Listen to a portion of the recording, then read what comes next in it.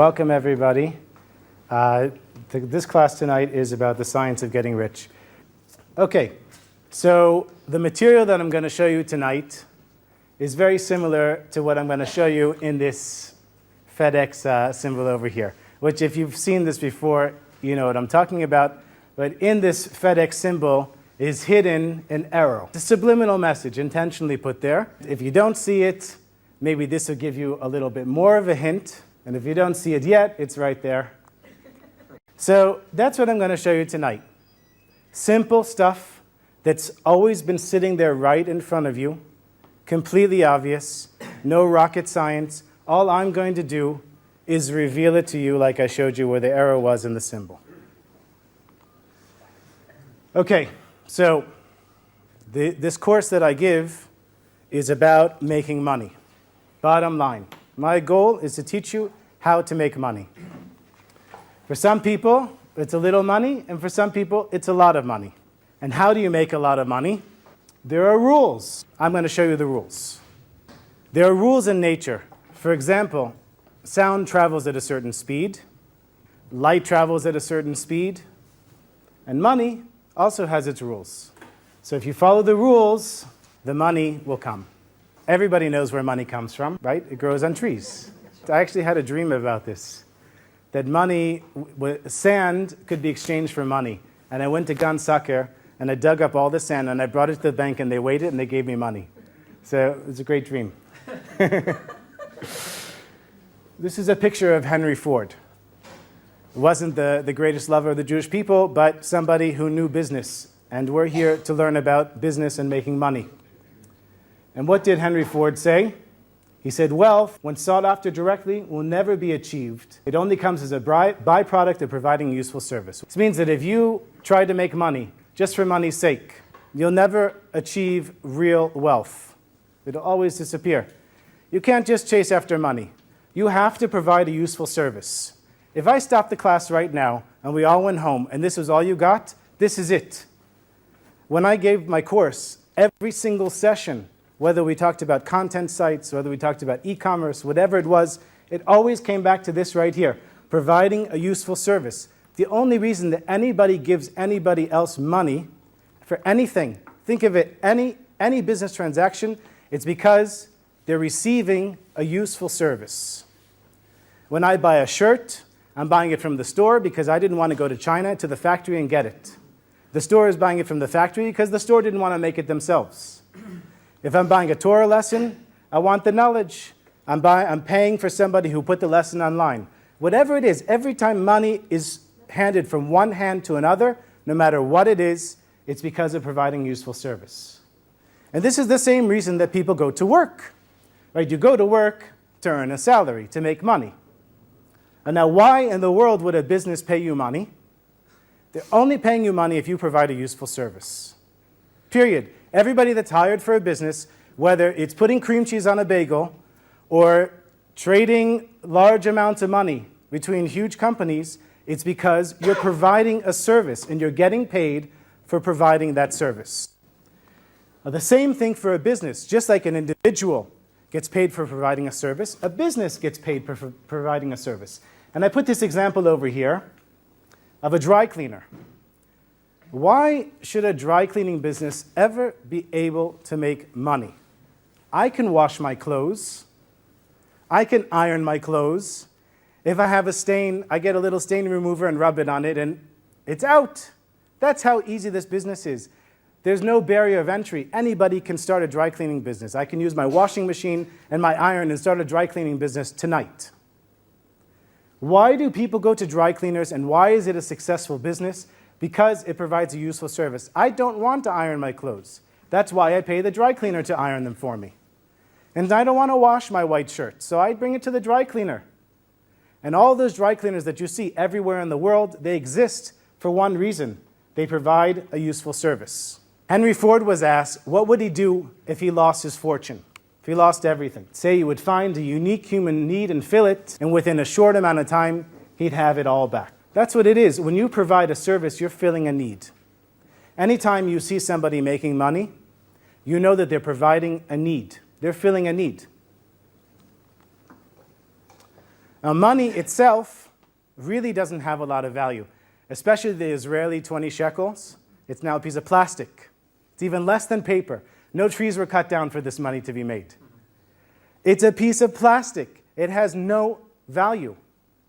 So money is just a means of measurement.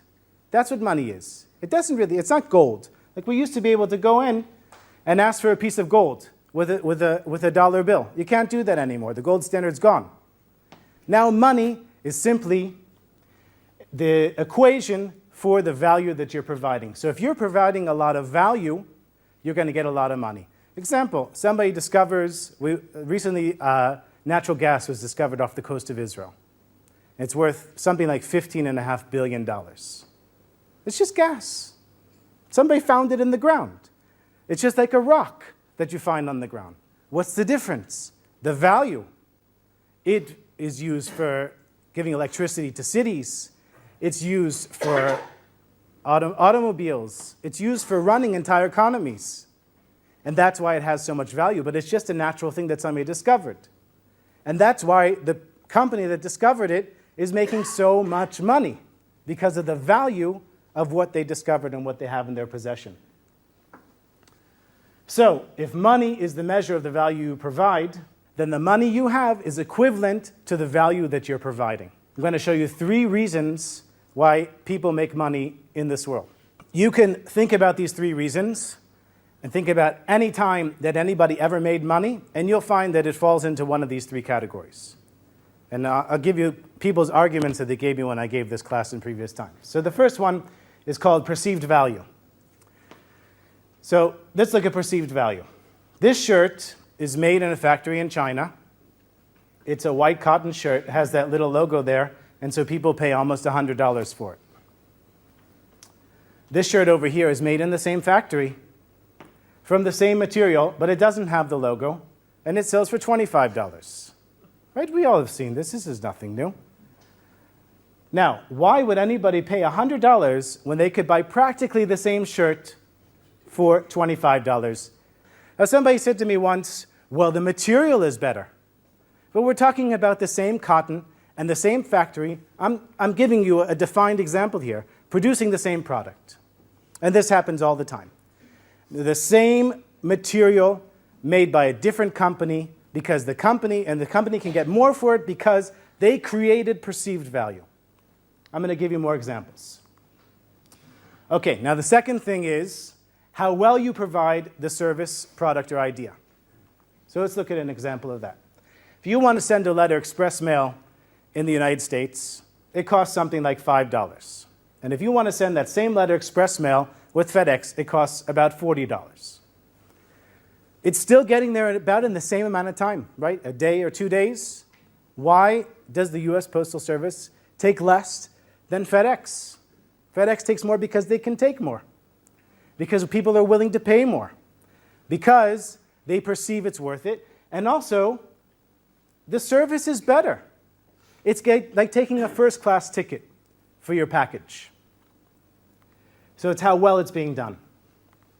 And the third is how easily it's replaced or duplicated.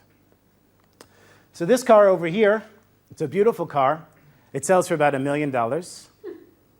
Okay? And this car over here, that you can find just about anywhere, sells for about $4,500. Now, why would anybody want this car when this one has a radio and air conditioning and electric windows? And this one doesn't. And you know what? If this one gets into an accident, it's not a big deal to fix it. But oy vey, if this gets into an accident, it's going to cost you a fortune to fix it. So why would you want that? You want it because of the perceived value. See, what I'm trying to say is if you just break it down and look at it on a practical level, what is this providing for me? You're better off with this car. But if we make this car worth more because there's few of them and because it's almost impossible to replace it. It's almost a one of a kind. That's because it's difficult to duplicate or replace it. So these are the 3 reasons. I'm going to give you another set of examples. Perceived value, how well it's done, and how easily it's replaced or duplicated. This is where value for any product, service, business, or any place that money is exchanged comes from. And you could give me any example you want in one way or another, I'll explain it to you. Somebody I remember once talked about real estate. And they said, well, this house is worth $1 million. It's worth really $1 million, but it's not. Because 10 years ago it was worth $250,000. And maybe 20 years from now it might not be worth anything, or it might be worth 3 times as much. That's all perceived value. The market might help you to perceive the value. But somebody says, okay, well, this is in the center of town. This is next to a landmark. This is this. This has a fancy bathroom. This has that. Whatever it is. It's all perceived value. When I used to sell at Judaica fairs. One of my businesses is an online Judaica store. And I brought local artwork.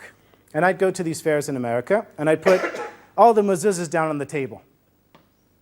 And people would come and pick them up. And they'd look at the price and then put it down. So I would say, well, tell me, what do you think of the mezuzah? Oh, it's a beautiful mezuzah, but it's too expensive. And I explained to them that it's handmade, that it's silver, that it's made in Jerusalem, and that for $40, this is a great deal. And once they had that information, their perception changed, and the price seemed reasonable to them. And this happens all the time. Why do people pay more for one thing or another, where the same product is sold at one price for $1,000 and another time for $400? That range of $600 is all creating the perception. So let's look at another example. Let's say, God forbid, somebody has to have brain surgery. Okay, an extreme example. Now, you have 2 doctors you can choose from. This guy over here, who takes care of very sweet children, or this guy over here, who all he does is brain surgery. Which one are you going to pick? This guy or this guy? It's obvious. We're talking about your life here. You're going to pick the best doctor you can find. But they're both doctors, and they're both trained. And it could be that this guy actually is even a more talented doctor. But because this one specializes in the field, even though they're both just as capable, you perceive that this is the better doctor to go with. Now, of the 2 doctors available, one just finished medical school, and the other has been doing surgery for many years. Now, this is how well it's done. Because somebody who's done it over and over and over again is probably going to do a good job again, as long as they did a good job the first time. So that's how well it's done, and how easily it's duplicated or replaced. Probably there aren't a lot of clown doctors in the hospital, especially doing brain surgery, but you want the guy who's done the latest technique, just written the greatest article about this thing that you need to solve. That's the person you're going to go to. And sometimes you hear people say, I went to the top specialist in the world. How did this person become the top specialist in the world? Because nobody can replace or duplicate them. That's how they became the top specialist. So those are the 3 areas: perceived value, how well it's done, and how easily it's duplicated and replaced. Let's talk about Google for a second. Why do people use Google over all the other thousands of search engines out there? It's perceived value. Because they feel that the results they're going to get from Google are better than the results they're going to get from everyone else. It's not necessarily true. I think it's true, but that's my perception. And also, I feel like Google is super fast. Look, 0.22 seconds. I don't even know how fast that is. That's how fast Google gave me results for Jewish art. In 0.22 seconds, I figure, well, okay, Yahoo might take 1 second, and that 3/4 of a second is important to me. So I'm going to keep using Google. That's why they put it there. It's a silly thing. How easily is Google replaced? Did you know that Google is the largest consumer of electricity in the world? Because they have to have servers all over the world to send that information to you as fast as possible. And if somebody else wants to take over, they have to invest billions of dollars in infrastructure. This is not just coming up with a new algorithm. And Google knows this. They know the 3 things that I'm telling you about. That's why they put this stupid thing over here, 0.22 seconds. Who cares? Just say, came in really fast. They put in 0.22 seconds because they know that they want people to feel like, this is giving me really good service. And why did they build such a huge network of servers around the world? Because they know that nobody will be able to take over because they have to invest billions, not just millions. You have a great idea. You have a beautiful algorithm for searching better than anything in the world. And even if it works right, you still can't compete with Google because you don't have that infrastructure. And they know that. And they know they can't be duplicated and replaced. And that's why they're going to be around for a long, long time. Let's look at dating sites. Okay, why do people use online dating sites? It's perceived value. It makes their life easier. And how well is it being done? So now you have general dating sites, and you narrow it down. This, by the way, is something that you'll see all the time on the internet. Super refined niche. Smaller and smaller.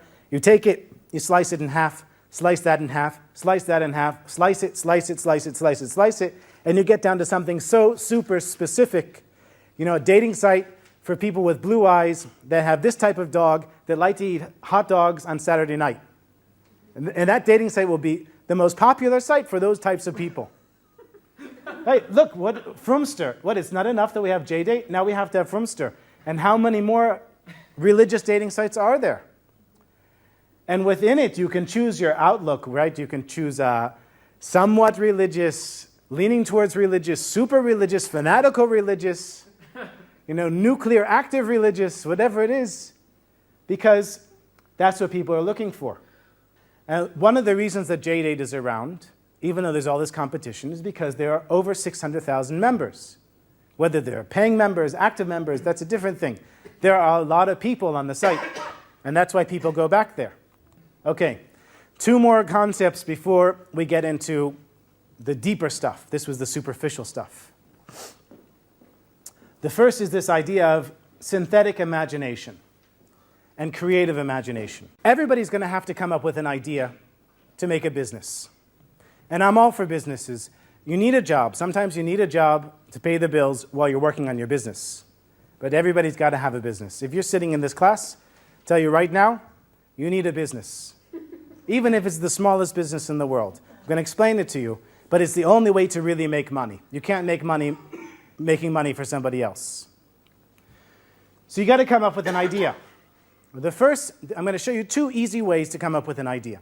The first is called synthetic imagination, where you take something that's already being done and you change it a little bit and make it into a different type of business. Bookstores have been around forever, ever since there were books. But online bookstores were a new concept. But it didn't take a genius to come up with an online bookstore. Okay, maybe the first person to realize that you could put in a bookstore online, that was maybe a big leap.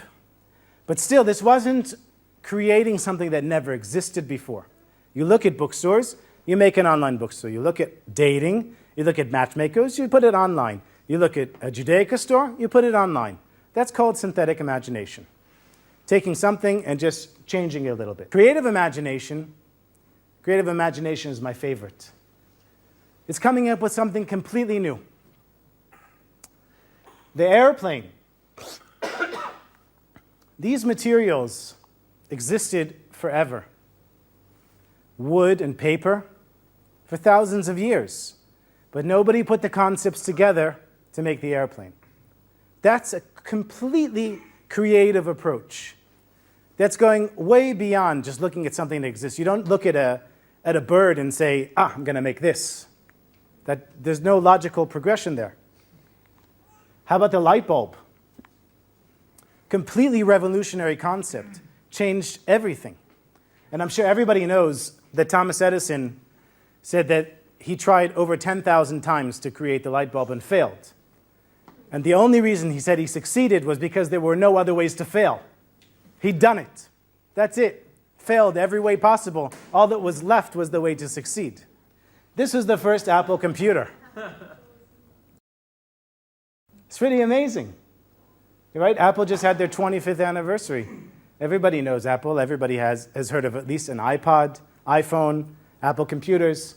This is how it started. Revolutionary concept. There were computers before. Right? There were ideas before. But this was completely new. To make a personal computer, completely new. Now, this is one of my favorite examples of creative imagination. This is the $1 million homepage. See right over there? $1 million homepage. This was a 21-year-old student, university student in England, who was at a pub with his friends, and he said, I'm going to make $1 million. And they said, oh yeah, sure, you're going to make $1 million. He said, I'm going to make $1 million. He said, let's have another beer. They have another beer. He says, let's have another beer. Have another beer. He said, okay, I got it. I'm going to make a web page where people pay $1 a pixel. Each one of these little squares is a pixel. And I'm going to sell 1 million of them. And he did. This page made $1 million, made over $1 million, because the last set of pixels he sold for $64,000. Now what happened was, this was a crazy concept, right? This is kind of a fluke. Although you'll see in the rest of the presentation I'm going to give you, it wasn't a fluke. This is advertising, because the first few pixels didn't sell very well. But this free hosting over here, this was such a crazy concept, it was on news all over the world. And that little, that little investment there of whatever it was, $20, brought them in, I'm sure, millions of dollars of people hosting with them. And it became such a sensation that people were clicking on everything. I know somewhere on here there's a Jewish star. Oh, there it is, under the free hosting, over there.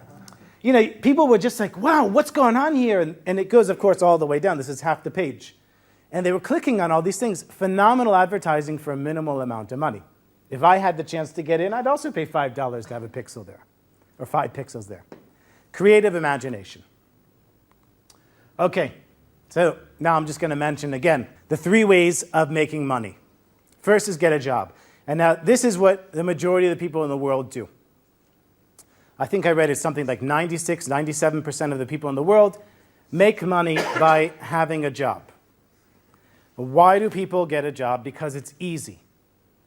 Everybody knows that if things really fell apart, you could always iron people's clothes and wash their clothes and make some money.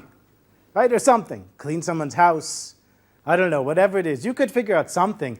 Go to the shuk and carry somebody's bags. You could make a little money somewhere. And that's why everybody has a job. And people need jobs because people like me need to hire other people. So I hope everybody else will have jobs, but you all are going to know better. Because a job is not a good way to make money. Period. It limits you. There's only so much money you can make. About 3% of the people invest their money. You don't want to invest with some people on Wall Street, as everybody's heard. And I'll tell you the truth, the majority of the people in the world can't afford to invest money because they have no money. They live paycheck to paycheck, and there's no money to invest. Or if they invest, it makes so little money. You need to have enormous amounts of money. And to be fortunate to be investing with the right person. If you invested with Madoff, you might not have a lot of money right now. What I teach in the course and what I do for a living, multiple sources of income. Some people like to call it MSI, multiple sources of income. Now this is, I build a small business and it brings in $100 a month. And then I build another business and it brings in $200 a month. And then I build another, and another, and another. And if I have to build 100 businesses, if I have to build 1,000 businesses, and online, this is not a problem. You can have literally 1,000 businesses and have them all automated and just check them maybe once a day, once a week, and they can bring in thousands of dollars. This is what I do.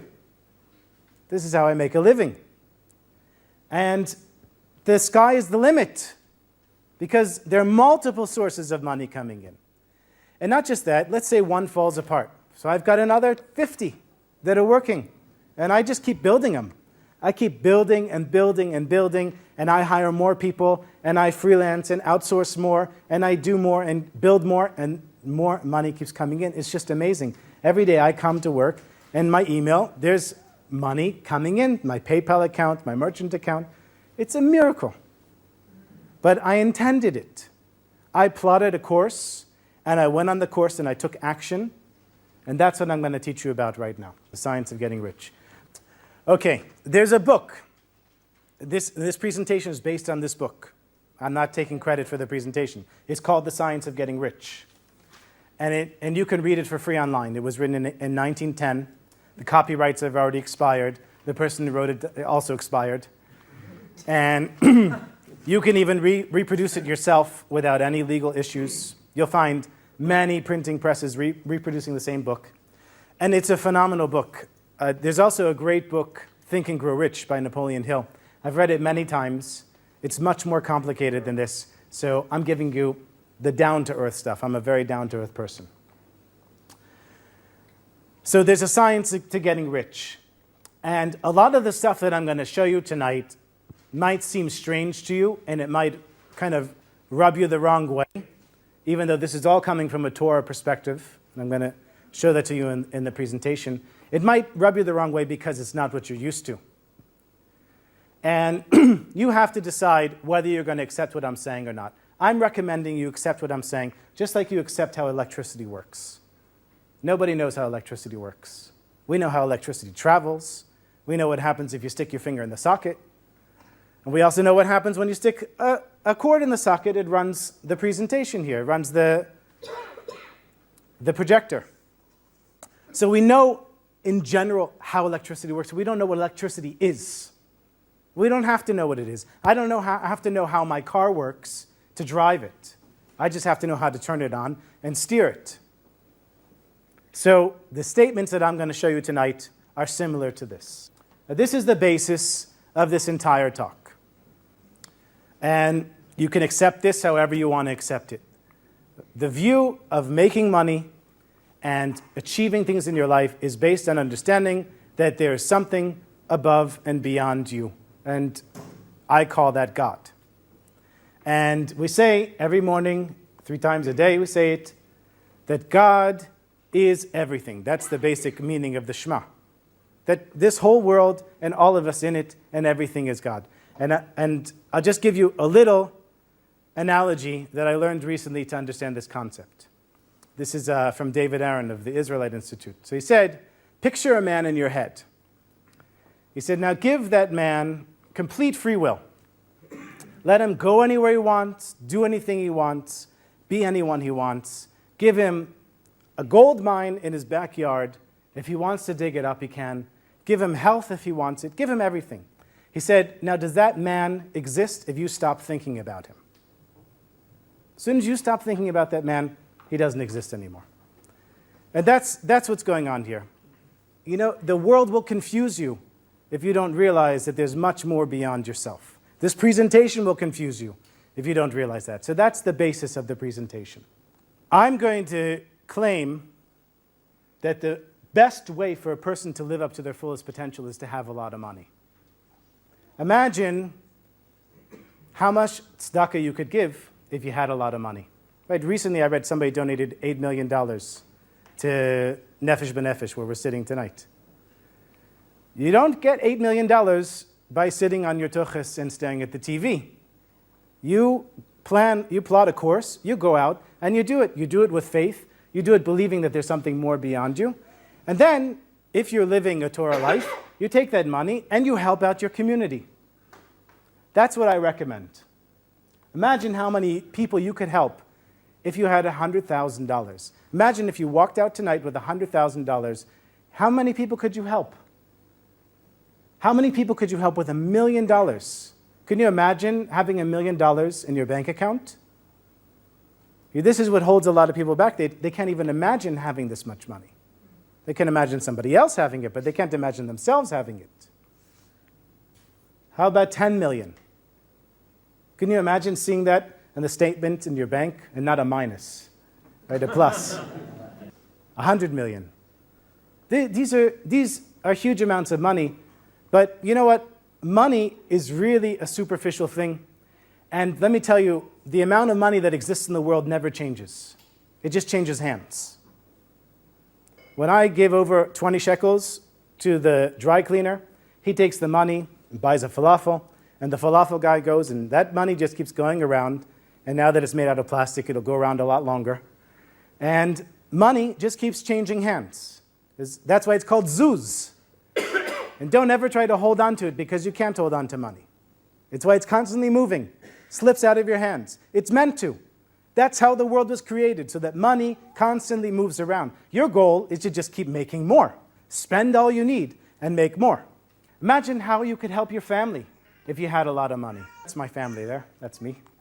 I imagine buying my children a home when they get older, being able to pay for their education, wedding, whatever they need. Imagine how much good you could do for your family. How about your community? How much good could you do for your community? You realize that all of us have within us the potential to make endless amounts of money. Nobody knows what potential we have. Nobody. Nobody can say what your potential is. It's above and beyond anything you can imagine. And how much good could you do if you had much more money than you have right now? This is the Alter Rebbe, who was the founder of Chabad Hasidus. He said that Jewish physical matter is spiritual, and God gives us this material bounty in order for us to take it and turn it into something spiritual. Did I read that right? Okay, good. So what does that mean? It's our job, when we, for example, we take a cookie and we say a bracha over it. We're taking something physical and we're turning it into something spiritual. And our job is to do the same thing with money. Our job is to take money and elevate it. The first step to riches is to know that God wants you to be rich. I love this concept. Yeah, God wants you to be rich. It seems crazy, right? Because you can say, well, I'm not. I'm not rich, but God wants me to be rich. How could that be? Because He gave you all the opportunities. This whole world is yours. And you're here in a physical body to accomplish all you can accomplish in this world. And God wants you to be able to accomplish all you can. He wants you to be successful. This is a famous story. The Lubavitcher Rebbe, the last Lubavitcher Rebbe, said at a Farbrengen, the gates of heaven are open. Who wants to be rich? 3 people raised their hands. Right? Out of the 5,000 people that were there, 3 people raised their hand. And of those 3 people, I don't remember all the names, somebody else probably did. I know one of them is Goodnick, who became a billionaire. How did he become a billionaire? He discovered a gold mine, literally. The Rebbe drew a map, hand drew a map, and made an X and said, dig here, and there was gold. Now, what did the Rebbe say after he said, the gates of heaven are open, who wants to be rich? And only 3 people raised their hand. He said, why didn't you all raise your hand? God wants you all to be rich. Imagine how many Chabad houses we could build if everybody here had raised their hand. Every living thing has to grow. Nothing grows in the freezer. If you're frozen, you're not moving, nothing grows. If you're alive and moving, you have to grow. This is the universal law, that if you're alive, you have to grow. And in order to grow, you need to have the tools that you need to grow. When God created the earth, and He created the first man, He said to him, you name all the animals. You're in charge here. I'm giving you everything you need. I'm giving you the whole planet. It's yours. And to such a degree that you even name the animals. You tell me what you need. You tell me what things are. And God even said to the first man, He said, what's my name? And He said, I'm going to call you Adonai because you're the Adon, you're the master of everything. And God said, I like that. That'll be my name. So even God was named by man. That's how we were created, with all this potential, with all the tools we need. If you look around the world and you look at nature, you see that it's filled with wealth. If you go on a camping trip and you see how many mosquitoes there are out in the woods, you'll know that there's an abundance of mosquitoes, not just 3, an endless amount. And everywhere you look in nature, there is an endless amount of natural resources. Look at the sun. How much potential energy is there in the sun? We just have to tap into it. Gold. It's just like the natural gas that was discovered off the coast, right?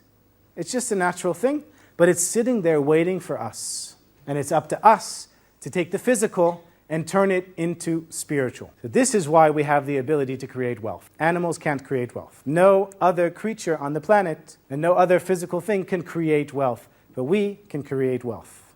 This is what I mentioned before, that the greatest thing that you can do with your money is to help another person. The greatest thing you can do with your whole life is to help another person. So imagine how much good you could do. This is a quote, whenever I have these quotes here, this is a quote directly from the book. You can render God and humanity no greater service than to make the most of yourself. And this is really the truth. Right? What I heard a quote once, that you need to live life on the edge. If you're not living life on the edge, you're taking up too much space. Right? Everybody, if you're not at least making an effort, at least not even in your thoughts making an effort to live up to your fullest potential, you're taking up too much space. We're here for a reason. It's our job to take the steps to make it happen. You have the right to be rich, and the whole world is sitting here waiting for you to take advantage of it. know that this is the truth. The Rebbe Rayatz, who was the second to last Lubavitcher Rebbe, said that the soul awaits the time it will be privileged to descend into a body, for the soul senses how much it can accomplish here below. So what is everybody waiting for? Our souls wanted to come here. They wanted this challenge. And we're here. And we're challenged. So what's everybody waiting for? In the rest of the presentation, I'm going to explain to you, I'm going to filter this down from the larger concept to the more specific concept. And what I'm going to show you is really an exact science. Just like there are laws that govern nature, there are laws that govern the making of money. So this is the law. And you're going to see this throughout the presentation. This is the algebraic equation. Like equals like. So since I'm going to explain it throughout the talk, I'm not going to get too much further into it. In order to make money, you have to do things in a certain way. This is the certain way. People do things in a certain way that other people don't, and the people that do the things in the certain way are able to accomplish things that other people who don't do things in a certain way are not able to accomplish. That's the general concept. You have, for example, people who have PhDs. You have people who work hard, right? They dig holes, or they build buildings, or they sit at the computer all day, and they never make any money, or they just make enough money to get by. So there must be a reason that some people are making money and other people aren't. It's not a matter of working hard, right? The wealthiest people in the world don't even work. So let's look at the facts. It doesn't matter which city you live in. That's not what makes you rich or poor. In every city, there are rich and poor people. Even if you go to the deepest, darkest places in Africa, there's always one guy who made $1 million.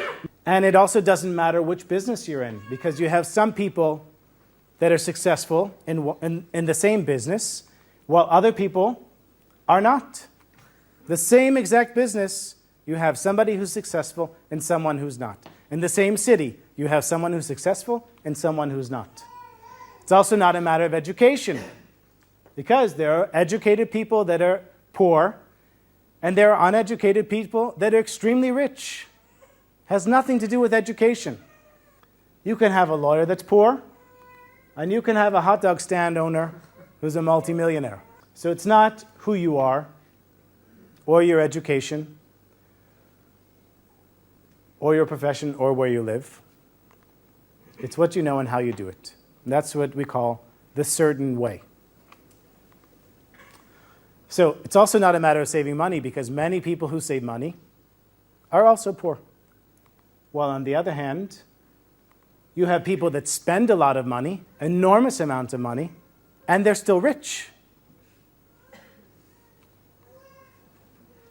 So from this, we have to conclude that the only reason that some people are rich while other people are not is not because of anything external. It's not because of working hard. It's not because of saving money. It's not because of where they live. It's not because of their education.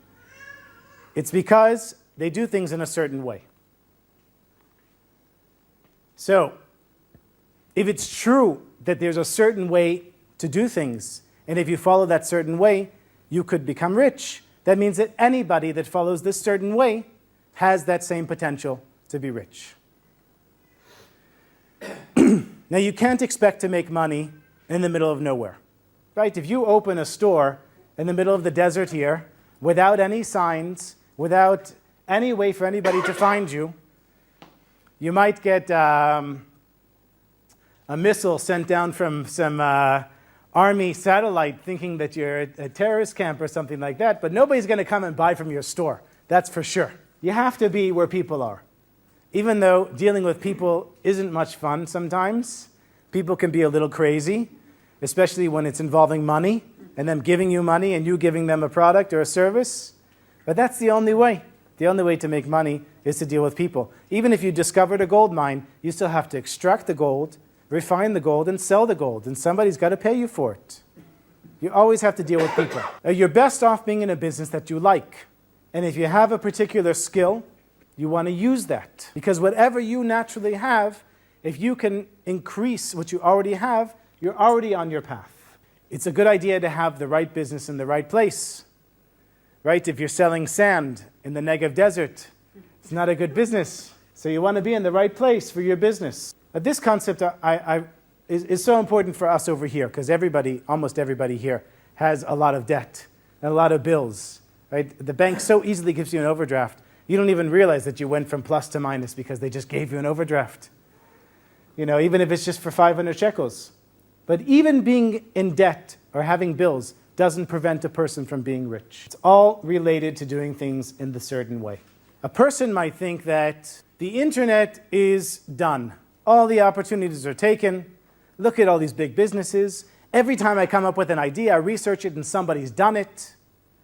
You know that in 1899, the head of the US Patent Office said, we're shutting down the patent office because there's nothing more to invent. Everything that's ever needs to be invented has been invented. I recently saw a video from 1981 about the internet, where they were saying how this is just beginning, and maybe one day it'll be possible to have a cup of coffee in front of your computer and read the newspaper. Maybe one day. For us, it's like a joke. Opportunity is never monopolized. There's always opportunities. It's true that you might not have a chair on the New York Stock Exchange. You also might not want one anymore. You also might not want to start an airline. It might also not be possible for you to start an airline. But you can definitely start an internet business. It costs almost nothing to start an internet business. It takes a little common sense, some knowledge, but it doesn't take a lot of money. And there's a lot of money, obviously, to be made on the internet if you do things in a certain way. Every period of time had its way for making money. It used to be, if you had a farm, you were set for life. Owning the land and having some cows and producing some milk, that was going to make you a fortune, and people did whatever they could to own a farm. Seems crazy to us now, right? Who wants a farm? How about factories? We all heard of sweatshops, right? This was a way of making money, the factories in China. This was a way for people to make money. Franchises, when franchises first started coming up, people poured into these. That's where all these franchises showed up, all over the place. Junk mail. This used to be a great way to make money. Day trading. I tried that once. Wasn't much fun. It was fun when I was making money. No fun when I lost the money. And now, this is the way that people are making money. This is the equivalent of our period's time for making money. It's the internet. So no person is kept poor for lack of resources, because if you look around you, you'll see that the world is full of abundant resources. Truth is, there's so much physical material in the world that if everybody wanted a palace to be built for them, it could physically be built. The world will never run out of physical resources, unless it's no more, unless we've completely narrowed it down to the core of the earth, and that's it. But which is absurd. It's always growing, renewing itself. That's the world we live in. Because everything you see here is from Hashem, and Hashem has no limits. You've probably at least heard of, maybe seen pictures like this, that planets are created from like this substance in space. Planets are created, I don't know, it's just like electricity. I don't know how it starts, but once then the process starts, the planets are created, and the universe is constantly expanding, contracting, and growing. And new planets are formed while old planets burn out. We all know this, right?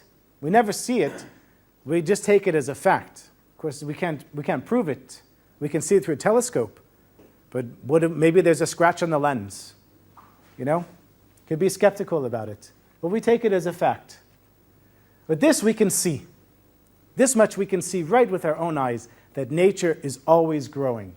And the formless supply is always there, meaning potential, opportunities are always there as long as you do things in the certain way. So the first step to doing things in the certain way is to harness the power of your thoughts. Many people, I'm sure, have seen the movie The Secret, which is a great movie. If you haven't seen it, you should see it. It's great, but it's so superficial. It's not nearly enough. This one section is what they're talking about in The Secret. Using your thoughts. How did Hashem create the earth? He created the earth with thought. Without getting into Kabbalistic understandings of how the world was created, we all know that the world was created through Hashem's thought. And so every thought that we have can cause something to come into creation. With my physical body and my abilities, if I have a thought and I take the action to make it happen, I can turn a thought into a reality. Okay, we're thinking creatures. And everything we do starts with a thought. This violin over here was a piece of wood until this person had the intention and the thought to create it into a musical instrument. This over here, whether it's the people on the vacation, the pyramid, or the Louvre behind it, this was all a thought. Everything in the room, the screen, the lights, the projector, the floor, the structure of the building, everything was once somebody's thought. And somebody took that thought and made it into something physical. That's what we have the ability to do. The pen, whether it's the pen or the space shuttle, it was a thought. It wasn't something that just somebody found laying on the ground. When you find the space shuttle laying on the ground, tell me. Everybody knows this from the Chadodi, right? Sof ma'aseh v'machshavat tchila. First is the thought, and then the action. Or in the Hebrew, it's the other way around. The end is the action, but first is the thought. This is it. This is it. First you have the thought, then the action. So you've got to have clean, clear thoughts. When a person takes a lump of clay and makes something out of it, that's creating something from nothing. So a person can form things in his thoughts by taking your thought and basically putting it out there and continually thinking about this thing that you want to create. So in order to become rich, you need to think in a certain way. So what's the way? How do you think in a certain way? You think in a certain way by looking at the truth regardless of appearances. What does this mean? That you see health when all around you is sickness. If you're a doctor, how many times have you read about doctors that treat a certain disease and then end up getting the disease themselves? I know people, I know people who are doctors that got the disease they treat. And everybody says how ironic it is. But they think about it all the time. They see people dying, see people sick, and they say, how would I be if I was in that situation? How would I treat myself if I was in that situation? And not 100% of the time, not by any means, but occasionally somebody ends up getting that because they focus their thoughts. But if you're focusing your thoughts on health, even when all around you is sickness, you'll keep yourself healthy. Because the truth is the body always wants to be healthy. Anybody who's studied natural health knows that the whole theory behind natural health is to allow the body to do what it naturally wants to do. It wants to be healthy. Take out the toxins from the body. Stop smoking cigarettes so your body can recover. That's the truth for the body. It wants to be healthy. The truth is, if all you see around you is poverty, there is no such thing as poverty. Poverty is a lack of abundance, because the world is full of abundance. So if you're able to see the truth, regardless of what you see in front of you, you can move forward. For example, a person who only sees their debts, only sees their health problems, only sees their relationship problems, can never move forward. A person who only sees fires and puts them out can never see beyond that. You have to be able to see your relationship working in a beautiful way. You have to see your body being healthy, and you have to see your bank account being in abundance, even though right now it's not. It's amazing that somebody who grew up rich many times will be rich, whereas somebody who grew up poor many times will continue to be poor.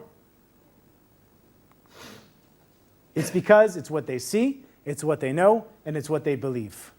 Because what we grew up in and what we're told many times is what we believe. So the person who grows up seeing their parents taking opportunities and building wealth sees themselves taking opportunities and building wealth. And a person who sees their parents constantly saying, we don't have a shekel for this, we don't have a shekel for that, and their life gets contracted and contracted and contracted till they're living the minimal existence. When they grow up, that's how they understand how things should be. What you create is what you see, know, and believe. This is so important. Whatever's going on inside of your head and your heart, whatever that activity is, if it's positive or negative, that's what's affecting you. When we're talking about a business, a person who sees the positive in their business, sees the beauty at the end of the tunnel for their business, can pull themselves out of any bad situation. Somebody who's overweight can lose the weight by seeing themselves as being healthy. This is how you think in a certain way. Every living thing must grow. So in order to grow, you need to have things. You need to have tools. You need to have money. You can grow without money, but you really want to grow? Imagine how much easier it is when you have money. Some people think that God wants them to be poor. And I had somebody walk out of my talk once when I said this. He said, well, God does want me to be poor. I said, okay, that's exactly what I'm saying. But I think that nothing's further from the truth. God didn't create people to be poor. And the Rebbe didn't ask everybody to raise their hands so that Hashem would give them money so they would be poor. This building was built with money because people made the money. This whole organization exists because people donate money. You have to make the money. If you're poor, you have nothing to donate. Look at how nature works. You drop a seed in the soil and immediately it starts to grow. Unbelievable. This is how the world was created. If you look around you, you'll see that the world is full of life. Nature is friendly to your plans. This concept, everything is naturally for you. You have to decide that this is the truth. We say in our davening, right? Which means, really, what the real meaning of it is, for a long time I wanted to know what this meant. I asked a lot of rabbis. They said, what's the meaning? That what you want should be what Hashem wants for you. What you want in your life should be what God wants you to be doing. Isn't that amazing? Can you imagine if you're doing exactly what God wants you to be doing? That's the catch. You don't want to become wealthy just to enjoy cigars and fancy cars. And you don't want to become wealthy just so that you can have the time to think and meditate. You also don't want to become wealthy just so that you can help other people. You want to become wealthy so that you can live up to your fullest potential. That's the reason. Because the best way to help anybody and everything in the whole world is to make the most of yourself. But this is one of the key concepts in the presentation. You have to get rid of the idea of competition. Don't look at competition. Instead of looking at competition, create. Don't compete. Every time I start a business in a field that's saturated. Everybody's doing it. I'm now working on an employment site for the United States. I started on it a year ago. I had no idea things would be what they are now. But still, there are companies that got 50 million, 20 million, billions of dollars in revenues, whatever it is, endless competition. I'm not competing. I'm providing a useful service. I'm focusing on how can I provide the best and most useful service, and I don't care about everybody else. I'm creating, I'm not competing. You have to get rid of the competitive mindset. It's not going to ever help you. You have to put yourself on the creative plane of thought. You don't have to take anybody's idea. You don't have to steal from anybody. You don't have to cheat. You don't have to take advantage. And you don't have to covet the property of others. You don't. Somebody who tries to do this is not going to be successful. They might make money, then they'll be unhealthy and have a bad relationship. There are people who take advantage of others, it's true. But the money that they made today, one day it's theirs, the next day it's somebody else's. A business that builds itself on competing directly with somebody else instead of creating will itself be eaten by somebody else. That's no way to build a business. That there are endless resources in the world. And know that the money that you need will come, even if it's necessary for 1,000 men to be led to the discovery of new gold mines tomorrow. That the money that you need will be discovered. Even if all the money is held in banks right now and you need money, it's going to show up. You never have to think that the best businesses are taken. I invested $5,000, a mistake I made, in hiring somebody to write a business plan for me. Went around to all the venture capital places here in Israel, met everybody, had meeting after meeting. They were all very impressed with the idea. All of a sudden, this company shows up doing the same thing. There's this idea for visual search, where you would shop by creating an image, And that image would compare other images, and it would show you similar products. So anyhow, by the time I had somebody who wanted to promise me the money, these guys were up and running with $20 million. I was trying to raise $1 million. I was offered $500,000, and it didn't work out. But you know what? Within a few days, I had another idea, the business that I'm working on now, and I'll tell you, I'm happy I'm not in this business now that I've watched it develop. So if you ever get into that situation where you see somebody else has stolen your idea, they didn't know who I was. It's a company in California. They had no idea what I'm doing over here in Jerusalem. Don't worry about it. More ideas will come. And you're not seeking to have anything that anybody else has. You want to create your own way of making money. Therefore, you want to get rid of the idea of competition and put yourself on the creative plane. So this is the concept of how money comes to you, and this I mentioned at the beginning. You provide a useful service. Obviously, if I'm selling a product that costs the same amount as I bought it for, I'm not going to make any money. So you want to give somebody more value, not in cash value, but in use value. And you do this by providing a useful service. So let's say you were stranded in the woods, and you were given a chance to have a diamond ring or a little gun. Which one would be more useful to you? You would want the gun. The gun would be more useful to you. This is what you want to always give people, something more useful. If you bully somebody into buying something that they didn't really want, you didn't accomplish anything. You want to give somebody something that they really want. And so I say that this course, which you're in the first session of it, if a course is able to teach you over and over again how to make money, then it's worth more than the value of the course. How else do riches come to you? You ask for them. You say, I want to make a certain amount of money. I want to make $100,000 within the next year. You set a goal. And just like, you have no idea how that's going to happen, just like a kid who sits there on the piano and you say, what are you doing? And they say, I want to play. But they don't know how to play.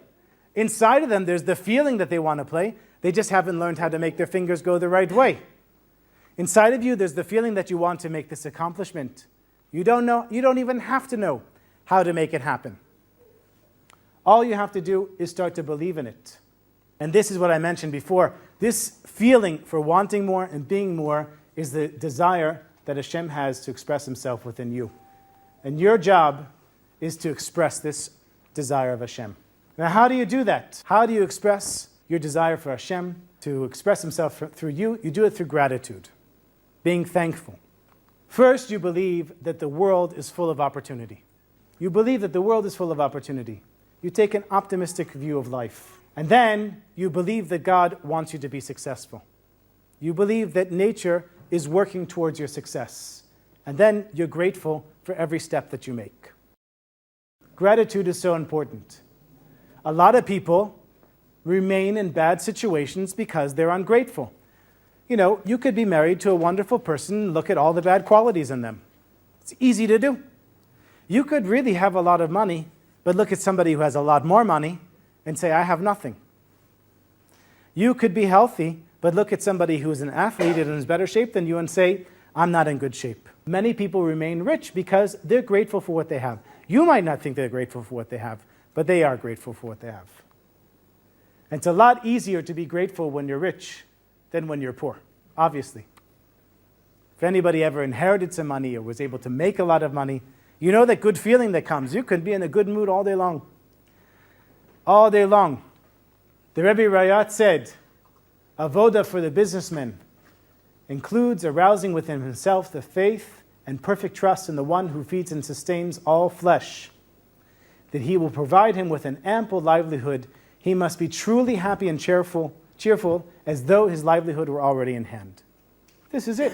This is the second to last Rebbe of Chabad. He's saying, if you want to be successful in life and have an ample livelihood, you have to be truly cheerful and happy as if that ample livelihood is already sitting there in front of your face. So how do you do that? I'm going to give you, this is a side advice from the presentation. How do you put yourself in a good mood if you're in a bad mood? The first thing is you smile. Because you can't be depressed if you're smiling. No matter how bad things are, if you keep a smile on your face, eventually you're going to get into a better mood. And then you start moving. You start moving your body, right? If you have to, you start running around the room. You jump up and down. I remember once, I had a business where I made, in 1 month, $12,000. And I thought that was amazing. And I was so happy with it. And it was a business I didn't have to do anything with. I set it up. I pressed the button. It took about 6 months for it to get up and running. And then 1 month, it made $12,000. And then the company that was supposed to pay me that $12,000 decided that they didn't like the way that I made the money, even though it was completely legal. They decided to steal the method that I made the money and refused to pay me. And I hired a lawyer and the whole thing, and I lost. And I never got the money. And I was upset. I was depressed.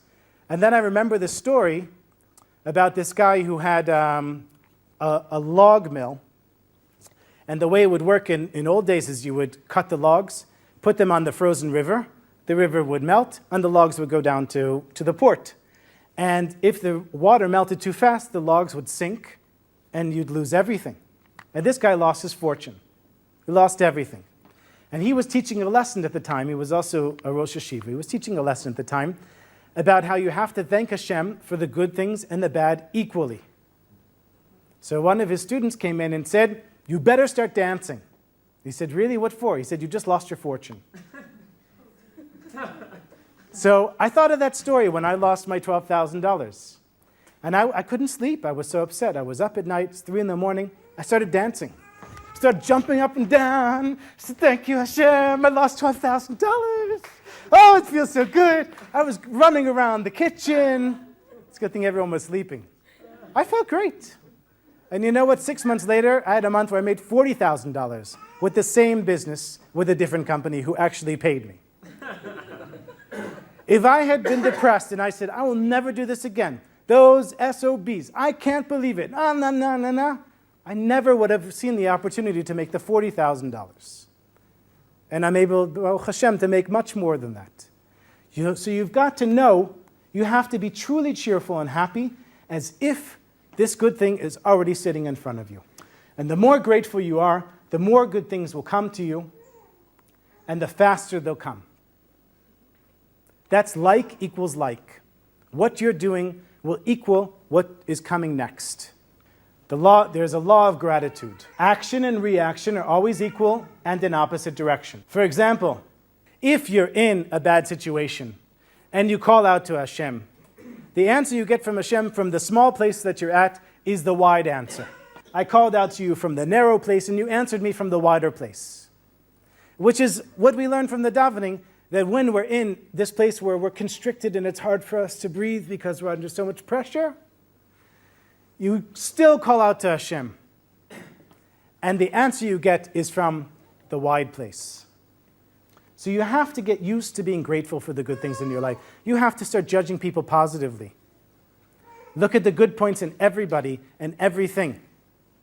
I could give you a whole lesson about that.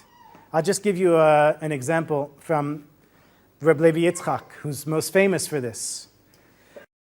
There are lots of stories about how he judged people positively. This is my favorite. He was walking in the street with his gabbai, and it started to really pour down rain. And they were in a bad section of town, and he went into this house that was known to be a house full of thieves, Jewish thieves.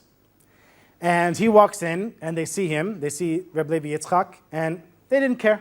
They were still drinking, smoking, playing with their guns, talking about the worst things they'd ever done.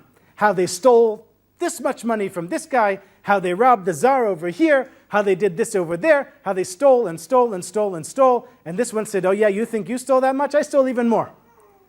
So now we're all waiting to see how does Reb Levi Yitzchak judge them positively. He says, "Hashem, Master of the universe, don't you see how even the worst thieves in the Jewish people are admitting all of their sins before you and doing tshuva?" So it's our job to judge everyone in every situation positively. Look for the good in everything. The Rebbe Rayat said that in material matters, you want to look at somebody who's lower than you and see how much higher that you are. And in spiritual matters, you want to look at somebody that's higher than you and aim to be where they are. Now that you know all of this, we're moving one step forward. You have to know exactly what you want. It's not just enough to say that you want to be rich, or you want to have a lot of money, or you want to retire in 5 years. You have to know exactly what you want. You have to probe yourself and ask, what is it exactly that I want? And once you have this mental image in your mind, you want to hold it there. This is the example that I give. This boat, it's in the, well, you can see a little island over there. Picture the island's not there. Imagine the boat being in the middle of the ocean, and I'm sure that people have either been on a cruise or seen a cruise, and these cruise ships go out into the middle of the ocean, and there's nothing. I grew up in Miami Beach, and I used to go on cruises all the time. Let me tell you, get in the middle of the ocean, there's nothing. You can't see anything. Every direction you look, all you see is ocean.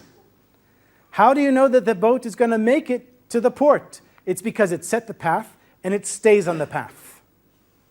That's what you have to do. When you've created that thought, and you've decided that this is what you really want, you set the path, and you become the person driving the ship, and you head to the port. Even though all around you it's just ocean, you don't see land anywhere. Stay focused, head towards the port. All you have to do is know what you want. That's the first step. And then you want to start daydreaming about it, because when you daydream, you put yourself in that situation. You imagine yourself in the financial situation that you want to be. You imagine yourself with the businesses working the way you want them to be. You imagine yourself with the health or relationship that you want. And that's a creative process. That's helping you start to believe it when you daydream. Daydreaming is a great thing. You want to picture these things in your mind around you as often as possible. Now, you can't use this thought process on other people. Right? It's not your job to intimidate anyone. You can't force, like your children, for example, to want to do something. It's not your job to intimidate them, force them, and it's not your job to intimidate or force somebody else in business either. You have to intimidate and force yourself. That's it, the only person. The only person that you can change is yourself. Period. There are people who brainwash other people and do stupid things. But we're talking about taking a kosher approach. The person you want to get angry at somebody, get angry at yourself. You have to take 100% responsibility for your life. Nobody else is to blame for the problems in your life except for yourself. A person who takes responsibility will move forward because you're the only one who can change yourself. When you say, why do I have a negative in my bank account? It's because of me. It's not because I live in Israel. It's not because of the government. It's not because of the place I work for. It's because of me. And then you say to yourself, well, how can I change it? And you start making changes to yourself. I guarantee you can pull yourself out. I've been in debt like you can't imagine, and I've beyond pulled myself out. And I only did it by using this method. The more steady your faith is, the more you picture yourself in this successful place, the faster you're going to get there. And how can you test this very easily? Put a negative thought in your mind and watch how negative things happen in your life. It's so easy to do. I remember once I was walking my kids, we live in Nachlaot, and I was walking them to school through the shuk, and there was a cart, one of these shuk carts, like a guy cleaning up, and he practically ran us over. And I was angry already that we were running late and I was going to be late for shul. And then somebody came with a fish cart and they hit one of my kids' bags and rolled over the bag, and I kicked the cart and the guy threatened to kill me. It escalated so fast, and I realized, oh my God, this is what I'm doing. I put a negative thought and I'm just taking this negative view. I told myself, stop it. I apologized to the guy. I pulled the bag out. The rest of the day went fine. You can easily put yourself in that negative space. So this law of gratitude works the same way. When you start looking at the positive in other people and other situations, more positive will appear to you. That's like equals like. So you have to be careful of what you're thinking. You don't have to be obsessed about it, but you have to guard your thoughts. When you see poverty, you want to talk about its cure. When you see sickness, you want to talk about health. You can see sickness or you can see health. You can see the sick person getting up and being healthy. And you can see the healthy person continuing to be healthy. And you can see the person who's having financial problems being successful. That's taking the positive point of view. That's looking at the positive traits. Poverty can be done away with not by increasing the number of well-to-do people who think about poverty, but by increasing the number of poor people who, with purpose and faith, want to get rich. That's really what it is. When you When you have somebody who's impoverished and you enable them to see opportunities and give them skills to pull themselves up from it, that poverty never really existed. It was just the place where the person was. So you want to create and not compete. Every man who becomes rich by competition throws down behind him the ladder, which he rises up and keeps others down. Which means that if I become wealthy in a way that hurt other people or prevented other people, or I didn't want anybody to know how I did it, that doesn't help anyone. It doesn't help yourself either. But when you get rich in the way that I'm teaching here, you pave the path for other people to do the same. So how do you maintain a true and clear vision of wealth? You forget about the past. You know it, you can't change the past. Nobody can go back and change the past. Nobody. You can have problems that you had in the past and maybe deal with them now, but you can't go and change the past. So leave the past in the past. You want to put all of these problems that you've had up until now behind you because they're not going to help you. You might have to deal with them. I'm not saying don't pay your bills, but pay attention to the money that you're making and not the bills that you have to pay. Look at things in a positive way. Right? The Talmud tells us the world judges you the way you judge the world. If you look at the beauty in life, you'll see the beauty. I heard something, how somebody came to their rabbi and he said, "Rabbi, the whole world is terrible." And he said, "Maybe you're looking in a mirror, because when I see the world, it's beautiful." You want to look at the beauty in life. You want to give your attention to riches and not pay attention to the poverty. That's not saying ignore people that are impoverished. It's not saying ignore your own poverty if you have it, but focus on the positive. Focus on the port. You're in the ship. Focus on where you're going, not where you were. When you see someone who's poor, imagine them being wealthy. The best thing you can do is help other people. Okay, so why is anyone poor? Either they don't realize that opportunities are all around them. That's the first reason. Most people think, I've got a crummy job, I have a crummy life, and that's it, and there's nothing for me to do. That's the first reason. They don't realize that they could be anything, right? When I grew up in America, and on TV there was always this public commercial with this kid who was a boxer and said, "You can be anything you want to be." I used to watch a lot of TV as a kid. And you know what? I still think about that kid. You can be anything you want to be. You really can. Most people forgot about that a long, long time ago. But it's really true. That's the first reason that people are poor. The second reason is people don't believe that they can be more than they are right now. They think this is it. I can't be better than I am right now. I can't even imagine myself being in that better place. And the third reason is people read so much and heard so much, and they've focused on reading material and taking courses that they're so confused they don't even know how to do it anymore, which can also happen. I mentioned this before, that thought on its own is not enough. We're going to get a little quote from Thoreau. "Do not worry if you have built your castles in the air. They are where they should be. Now put the foundations under them." Which means, have wonderful thoughts. Think of building the yeshiva. Think of donating $8 million to Nefesh B'Nefesh. Think of whatever it is that you want to be doing. Think of the person you want to marry or the person that you're married to being the person that you want to be married to. Think of yourself as the person that you want to be, and once those thoughts are there, now put the foundations under them. Thought will bring you to the threshold, but you've got to open the door. Thought is not enough. By thought, the thing you want is brought to you, and by action, you receive it. This is it. We talked all about thinking. How do you think positively? How do you think in a certain way? But then, that thought is only going to take you to a certain point. Then you got to start the action. Now, everything in your life right now is a result of previous actions that you did. Whatever it is in your life, in all the major areas of your life, anything that you have is a result of things that you've done in the past. Your bank account is because of decisions that you made in the past, for good or for bad. And your health and your relationships the same. So the only way to change your present situation is to make a change right now. You can't change the past. And you can't change the future. You can only affect the present. And just because a person might be in a bad job or in a bad situation, don't wait for things to get better. You've got to act now, right now, really, right now, to start making things better. You cannot act where you are not, and you cannot act where you've not been. You cannot act where you are going to be. You can only act where you are right now. And that's it, Don't dwell on the past. Don't pretend, when the day comes that I have $10,000 in the bank, then I'll start giving tzedakah. Start giving tzedakah today.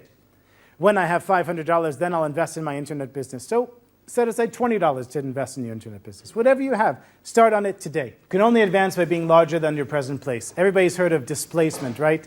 You have a cup full of water, you drop a rock in it, and the water pours out. This is the concept. That if you're your cup and you're full of water and you don't put anything in it, then you can't grow larger. You have to be more than you are now in order to grow. Kind of obvious, right? Obviously, you need to be more than you are now in order to grow, because you reached a certain place, so you are what you are, and you stopped growing at that point. And if you didn't push yourself to go further, then you weren't growing anymore. That's the idea, which means that you have to push yourself.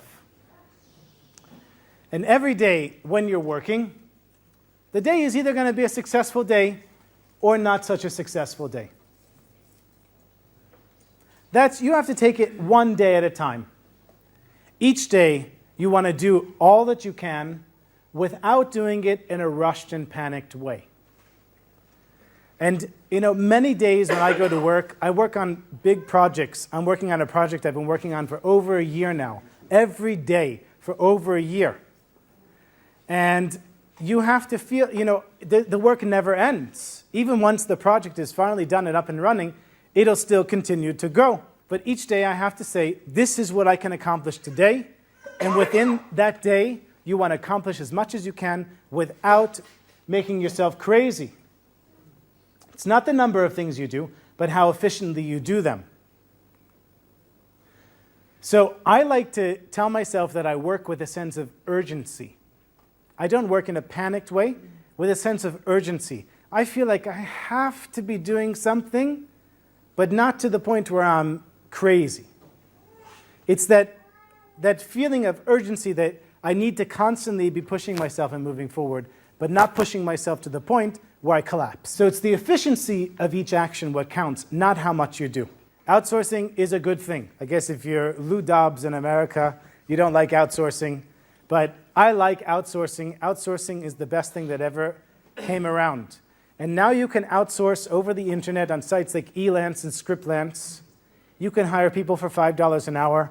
I was at a wedding the other day. This journalist sat down next to me, and I told him I was working on a content site, one of my businesses. And he said, I write content for newspapers. Here's my card. I said, would you work for $5 an article? He said, give me the card back.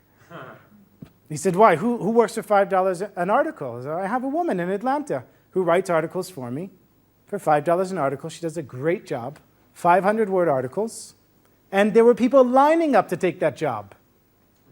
Just about anything that can be done over the internet can be done for dirt cheap these days. You can build entire businesses like this. So you want to be efficient? Start outsourcing. Become the manager. I have a global team that works for me. We're now up to 12 people. India, Ukraine, Russia, New Zealand, all over America, here in Jerusalem. You name it, I've got people helping me with my business because I can't do it all. I had mono 6 months ago. I was bedridden, and all the work got done while I was sleeping. So that's what you're looking for. It's the efficiency, not how much you're doing. So now, obviously, you need to have certain skills. You can't just blindly go into a business you know nothing about. You wouldn't want to start mining for gold. I have no idea how to mine for gold. You don't just take a shovel and start digging. I know a lot about internet businesses, but you've got to know you've got to have certain skills in the business. Obviously, if you don't have a good voice, you can't expect to be an opera singer. I guess if you watch American Idol, a lot of people think that they can be an opera singer without a good voice. But most people who are opera singers start with a decent voice. A scientist didn't just wake up one morning a scientist. This person went through a lot of training. But having skills is not enough. Right? I mentioned everybody knows people who have PhDs that are poor. You have to use your skills in the right way. So look at these here. These are both wood tzedakah boxes. Which one do you think is more valuable? I'll tell you. This one over here, which sells for about $200, and this one for about $25. It's because of the skill of the artist. There's no comparison. It's a magnificent skill over here. I know this guy. I've been at Judaica fairs with him. Makes exquisite stuff. So it's true that you can get rich in any business. Any business. My mother used to own a plumbing business. She took it over from my grandfather. She was a plumbing contractor. She made millions. Then she lost millions in the stock market. But at one point, when I was growing up, she said, you should take over my business. And I thought, you know what? If I hate plumbing. But if I took over the business, I could probably make money in that business. It's true. You could make money in just about any business. But you really want to be in a business that you want to do. You want to be in a business that you like. So whatever kind of internet business you're going to start, I'm really talking about internet businesses, but any business, especially the internet, find something that you like. Don't start a site about pets if you hate pets. Or kids if you don't like kids, or whatever it is. Don't write about some medical thing if you have no medical knowledge. Be involved in something that interests you, that you want to do. And the desire to do it is proof that you have within you the power which you can do it. Meaning that you want to do this thing means that you do have inside yourself the ability to do it. You might not have the skills right now, but you have the ability. So you have to want more than you currently have. And just about everybody does. It says in Ecclesiastes, one who has 100 wants 200, and one who has 200 wants 400. And somebody in the class said to me once, well, isn't that a bad thing? It's a bad thing if you're using it in a bad way, and it's a good thing if you're using it in a good way. All the institutions, the hospital that gets a $500 million donation came from somebody who had 100 and wanted 200. And then he had 200 and wanted 400, all the way up to 500 million. So he had enough that he could donate that and continue to want more and have more. It's a good thing if you tap into it in the right way. You have to want more. You have to convey the impression of increase in all you do, meaning that everything that you're doing, you're wanting more. Right? We're told you have to be happy with your lot. It's true. You have to be happy with your lot, but you don't have to be satisfied with it. It's a big difference. You have to be happy with what you have in your life, but you have to want more. The only way to be able to get more is to be happy. I'm happy with everything in my life, and I want an enormous amount more. If I were just happy with what I had, I would never reach the place that I was at right now. So you have to see yourself in that situation. You have to picture yourself. And you have to be happy that you're going to be able to help other people. So this is the basis of this class, is that it's not enough just for you to chase after money. You have to provide more. So you'll see that there are some doctors that are more popular than others. So the doctor, many times the doctor that's more popular sees himself as really doing a job, really helping a person to be healthy. He takes the extra step. He checks a few other things that the doctor who's just there to get the salary doesn't. And the doctor that does this has people lining up to see him. The same thing with teachers.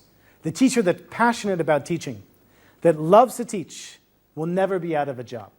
And this is the same for everyone and everyone else, whether it's in your current job and whether it's in your current business or your future business. That same passion, wanting to give more, is what makes it successful. So you've got to make that clear mental image of what you want and start acting with faith and belief. You're going to come across obstacles. Now, I'll give you a very, very, very short explanation of Rabbi Nachman and obstacles. He says that every obstacle is Hashem hiding himself within the obstacle. When you take a weight and you lift weights, you're creating an obstacle for your muscles. That obstacle helps you to build the muscle. If you ever picked up a weight and said, oh, it's heavy, you'll never be able to strengthen your body like that. If you went to exercise and after 5 minutes you said, oh, I'm tired, you'll never be able to make it to 10 minutes and 15 minutes and 20 minutes. So whenever you come up to an obstacle, know that that obstacle is there to help you to grow and to reach a further place. You've got to judge yourself positively. We talked about that.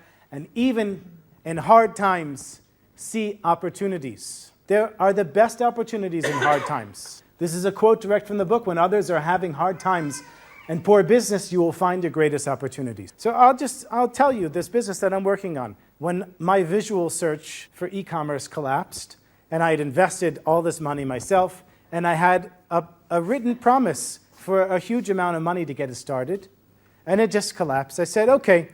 Started doing some research. I came up with this idea. There's a site called Plenty of Fish. It's a free dating site, and the guy makes money with advertising, makes $10 million a year. One person. So I said, okay, I like that business. One person making $10 million a year. Where is there a big field on the internet where I could make a lot of money by giving a free service? I said, employment. Look at monster.com.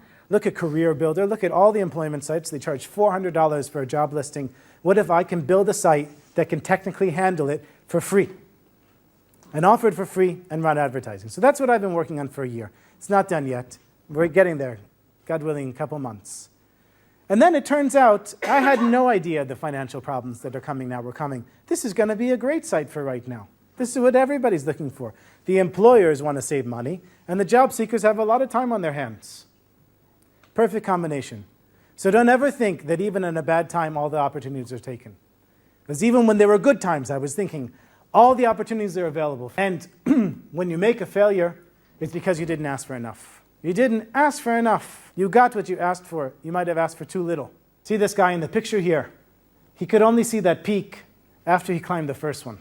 It's only when you pull yourself up to a higher place that you can see the even higher places beyond that. So you want to keep on, and a larger thing than you were seeking will certainly come to you. You know, when you face that failure and the thing that you were working on didn't work, if you continue going forward, if you continue up the mountain, you'll start to see things that you never saw from the bottom. There's a little video clip that I saw on YouTube. This guy, Robert Greenberg, who's the founder of Skeechers, which is these shoe store. So he became a billionaire at 70, which is pretty rare. Most people who become billionaires usually do before they're 70. And he was being interviewed by Donny Deutsch, a great show called The Big Idea. You can find lots of interviews on YouTube. And he said, tell me, what was your secret? It took you to 70 to become wealthy. What was your secret? He said, I never gave up. Every time I faced a failure, I said, I've got to keep going. And eventually he got there. If he gave up, he never would have reached it. Okay, here's the summary of the presentation. Know that the entire universe was created by Hashem's thoughts. Here he calls it original substance. And everything that was created with a person's thought. That's how we create something from nothing. You want to get rid of the idea of competition, the worst idea, and focus on creating and providing a useful service. Put yourself on the creative plane of thought. And remember that there's a law of gratitude. The more things you're grateful for, the more good things you'll receive, and the faster they'll come. And that's like equals like. Whatever you place inside is what's going to come out. You're seeing positive, you're focusing on positive, you're staying focused on the port at the end of the ocean, you're going to bring about whatever you started with. You need to know exactly what it is you want, not to be general, not I want to be healthy. You want to be able to run the triathlon in 5 minutes, whatever it is. You want to have a set sum of money, $300,000, $100,000, $1 million. Make a real number. Write it down and write a date that you want to have it by. Whether it's a year, 2 years, 5 years, 10 years, whatever it is. Be very specific. You've got to know exactly what you want. And then once you know it, start daydreaming about it. You don't have to know how it's going to come about. The thought is going to start the things into action, but then your actions is going to bring it about. Just like the doctor who always sees himself as doing more than his job. When you see yourself doing more than you are, providing more than you are, people will line up for your services. So that's the meaning of giving, of providing, of value. Don't give somebody something they don't need. Give them exactly what they need and a little bit more. You're guaranteed to always be successful with that. There it is. That's the secret. That's the secret of every successful business. Every single successful business provides a valuable service. Period. No matter what business you look at across the board, if it's not providing a valuable service, it's not making money. And the better the service is, the more money it's making. So you have to remember that this whole world was created for you. With all the potential in it, it's really created for you. And once you reach that positive place, create a clear and positive mental image of where you want to be and begin to act on it with faith and purpose and belief. So thank you everybody for coming. If you have some questions, I'll be happy to answer the questions. So now I'm just going to mention very, very briefly some of the points that are in the rest of the course, which will eventually be on DVD. And since you signed up on the list, I'll send you an email when it's available. So what I do from this point on is we talk about eBay. And I explain how to make a fortune on eBay, or at least how to make a little bit of money on eBay. And we move on to content sites. Content sites are all the informational sites that you see out there, a news site, a blog. We talk about how to make money with a content site. And then we get into Google AdSense, which is the advertising system that Google uses. Basically, that's where they're reaching out and finding customers, and you put this AdSense on your content sites. We have a whole session talking more about principles of making money. And then we have an entire session about e-commerce, outsourcing, and what was it? E-commerce outsourcing and something else that I don't remember. We get into a whole class about AdWords, which is the other side of the advertising system, and then other marketing methods, for example, Facebook, YouTube, and MySpace.